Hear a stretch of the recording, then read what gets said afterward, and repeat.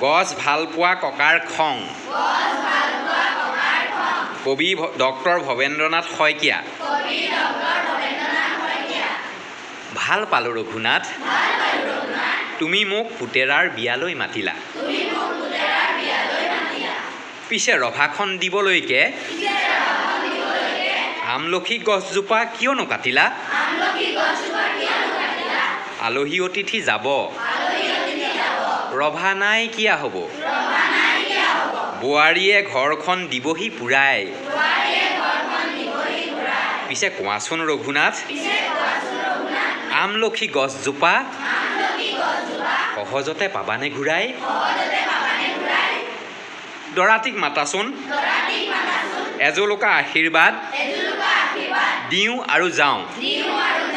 গছজোপা কটা বাবে লুচি ভাজি ৰসগোল্লা একোকে নাখাওঁ